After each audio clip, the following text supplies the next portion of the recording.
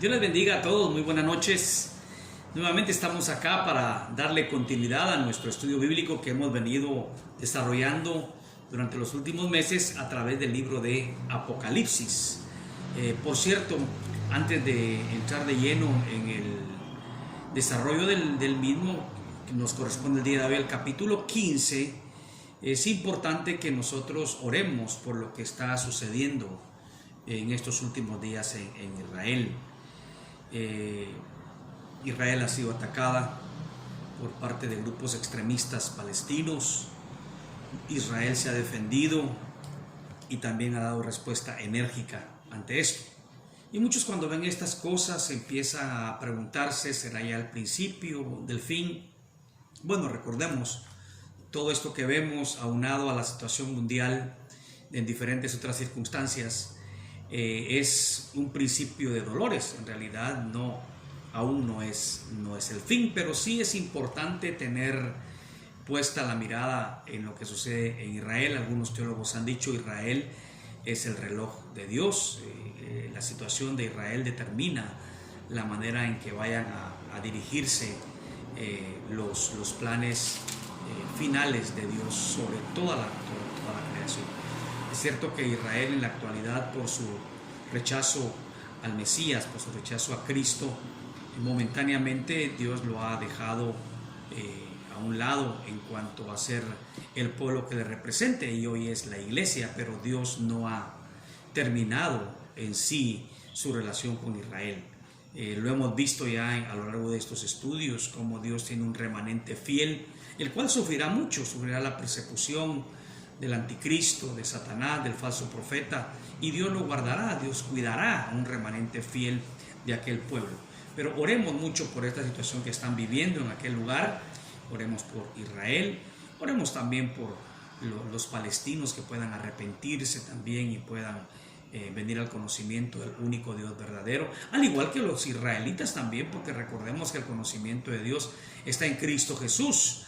Y por lo general el pueblo judío que habita hoy en Israel no está convertido a Jesucristo.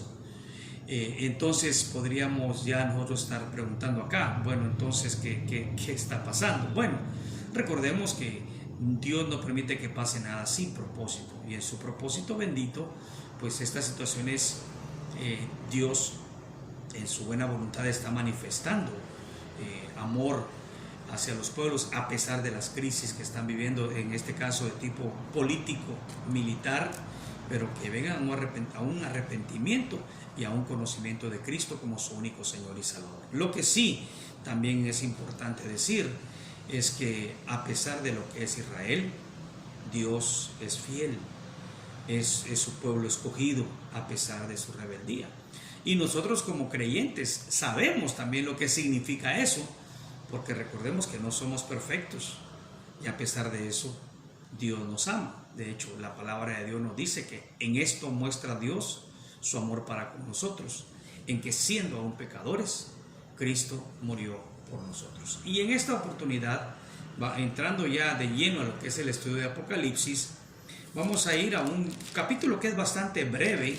Son 8 versículos los que van a ocuparnos en esta noche, del capítulo 15, aunque algunos dicen que el capítulo 15 se debe estudiar junto con el capítulo 16, porque el capítulo 16 son detalles de lo que se describe en el capítulo 15. De hecho, el capítulo 15 sirve como una introducción al capítulo 16. Pero vamos a leer el capítulo 15, los 8 versículos del capítulo 15, y luego vamos a orar, encomendándonos en las manos del Señor y a que Él, por su Espíritu, nos guíe con entendimiento para este estudio. Oremos. Padre, te agradecemos por tanta bendición recibida en nuestras vidas, por tus promesas que sabemos que por tu fidelidad habrán de cumplirse en nuestras vidas, por tu palabra que tú has dejado como la guía segura para conocerte y para conocer los planes que tú tienes para con este mundo. Señor, sé que mucho de lo que tu palabra nos narra no es agradable a la mente humana. Puede resultar hasta chocante para muchos. pero quienes te conocemos, sabemos que todo es parte de tu plan perfecto y que tú nunca emites ningún juicio sin merecimiento del ser humano. Lejos de eso, Señor, aun cuando mereceríamos juicio de parte tuya, a algunos tu gracia nos alcanzó para perdonarnos nuestros pecados por la fe en Jesucristo y ser parte de tu pueblo y ser guardados de lo que nos narran estos capítulos de Apocalipsis, de la manifestación de tu ira sobre la humanidad rebelde contra ti. Ayúdanos, Señor, en el nombre de Jesús, gracias. Amén. Dice Apocalipsis 15, del 1 al 8, dice: vi en el cielo otra señal, grande y admirable. 7 ángeles que tenían las 7 plagas posteras, porque en ellas se consumaba la ira de Dios. Vi también como un mar de vidrio mezclado con fuego, y a los que habían alcanzado la victoria sobre la bestia y su imagen, y su marca y el número de su nombre, en pie sobre el mar de vidrio con las arpas de Dios, y cantan el cántico de Moisés, siervo de Dios, y el cántico del Cordero, diciendo: grandes y maravillosas son tus obras, Señor Dios Todopoderoso. Justos y verdaderos son tus caminos, Rey de los santos. ¿Quién no te temerá, oh Señor, y glorificará tu nombre? Pues solo tú eres santo, por lo cual todas las naciones vendrán y te adorarán, porque tus juicios se han manifestado. Después de estas cosas miré, y he aquí fue abierto en el cielo el templo del tabernáculo del testimonio. Y del templo salieron los 7 ángeles que tenían las 7 plagas, vestidos de lino limpio y resplandeciente, y ceñidos alrededor del pecho con cintos de oro. Y uno de los 4 seres vivientes dio a los 7 ángeles 7 copas de oro, llenas de la ira de Dios, que vive por los siglos de los siglos. Y el templo se llenó de humo por la gloria de Dios y por su poder. Y nadie podía entrar en el templo hasta que se hubiesen cumplido las 7 plagas de los 7 ángeles. Si nosotros quisiéramos titular este estudio que este pasaje nos va a enseñar, podríamos llegar a decir un nombre que parecería ofensivo a Dios. Podríamos decir: el Dios que no nos agrada. Y no me refiero a los creyentes, me refiero al mundo en general. Porque los creyentes sabemos y respetamos todo lo que Dios hace, aun aquellos juicios que no son agradables a la mente humana. Y de hecho está demostrado que hay muchas cosas que encontramos en la Biblia y que nos hablan acerca de Dios que a mucha gente no le gusta y que mucha gente no acepta. Pero recordemos que el conocimiento de Dios viene a través de su palabra. Y la palabra de Dios nos dice quién es Él, cómo es Él, lo que Él hace. Y muchas veces lo que Él es y lo que Él hace como que no está de acuerdo a nuestro pensamiento humano, especialmente cuando se trata de juicios que vienen de parte de Él. Pero tenemos que ver que a lo largo de la historia de la humanidad han habido juicios terribles de Dios, y al final también habrán juicios terribles de Dios. Recordemos nosotros el primer gran cataclismo universal, cuando el diluvio vino sobre la tierra y destruyó a todo lo que tenía vida, con excepción de una familia de 8 personas. Fue algo terrible. Nosotros lo leemos, pero ¿qué hubiera pasado si usted hubiera sido una de las personas que vivía en ese tiempo y que se burló de Noé y lo vio como alguien ridículo, elaborando un arca en un lugar donde nunca había llovido y donde no había cerca ningún mar ni ningún río. Sabe que hoy en día el mensaje del Evangelio es visto como ridículo por algunos, por una gran mayoría de personas. Y no es posible que ellos digan, ¿cómo es posible que ustedes vayan a salvarse solo porque creen en un hombre que murió hace 2000 años en una cruz? Y ustedes creen que ese fue el pago por todos sus pecados y porque ustedes se han arrepentido y porque ahora adoran a ese Dios a quien no ven. Entonces uno se pregunta,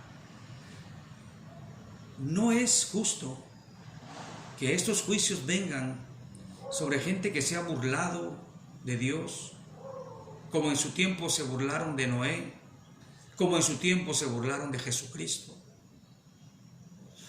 Nos gustan mucho ciertos atributos de Dios que hablan de amor, bondad, misericordia, pero cuando empezamos a hablar de justicia, cuando empezamos a hablar de juicio, cuando empezamos a hablar de ira, que también son atributos en Dios, eso no es muy agradable y queremos tomar solo a un Dios parcial producto de nuestro propio juicio, de nuestra propia manera de pensar y no el Dios que la Biblia nos dice.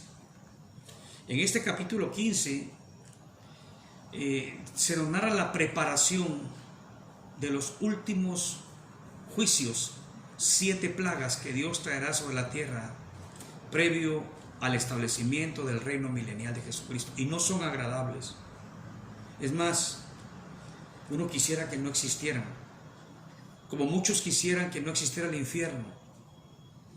Pero, mis hermanos, tenemos que ser conscientes que el infierno existe porque Dios es justo y odia el pecado, y no habrá pecado que se quede impune. Todo vendrá al juicio de Dios.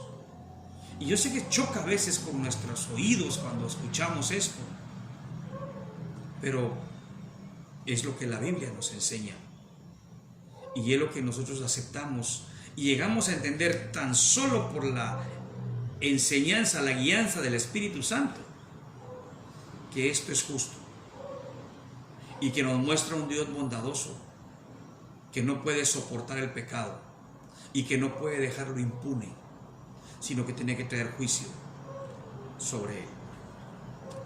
Capítulo 15, empezando en el verso 1, dice: vi en el cielo otra señal, grande y admirable, 7 ángeles que tenían las 7 plagas postreras, porque en ellas se consumaba la ira de Dios. Cuando Juan habla aquí de ver una señal que viene del cielo, vi en el cielo otra señal. Ya ha mencionado anteriormente otras señales de las cuales él había sido testigo, pero él, al decir estas palabras, está diciendo directamente: es una señal que viene de Dios. No hay duda alguna, esto es de Dios.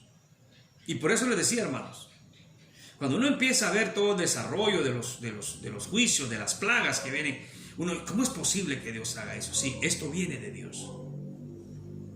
Dios lo hace. ¿Sabe?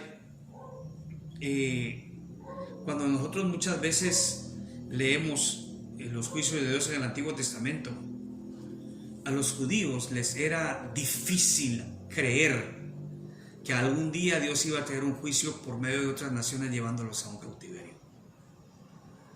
Y en los tiempos de Jesús, usted recordará, hubo judíos que le dijeron a Jesús: nosotros nunca hemos sido esclavos de nadie, porque para ellos era vergonzoso aceptar los cautiverios a los que ellos fueron sometidos. Sin embargo, era una verdad, aunque para ellos inaceptable e incomprensible, pero Dios lo hizo juzgando el pecado de su pueblo. Ahora, acá, este mensaje es de Dios, viene del cielo, y es una señal grande y una señal admirable. Nuevamente, esto confirma que es una señal que viene directamente de Dios, el que es grande, el que es admirable, el Todopoderoso. Él trae estas señales. ¿Y cuáles son las señales? Son 7 ángeles que tenían las 7 plagas postreras. Los juicios finales de Dios previos al establecimiento del reino milenial de Jesucristo, el cual dará una etapa de paz y gobierno perfecto, aunque aún habrán algunos que serán falsos creyentes y que después que Satanás sea desatado, después de los 1000 años, caerán nuevamente en su trampa, pero nunca los verdaderos. Ahora, 7 ángeles que tenían las 7 plagas postreras. Como les decía, a mucha gente les cuesta aceptar 7 plagas, pero ¿cómo es posible que hayan 7 plagas? Cuando hablamos de plagas estamos hablando de males enormes. Bueno, recordemos qué pasó en Egipto. 10 plagas. Y Faraón endurecía su corazón y no dejaba de ir al pueblo de Israel.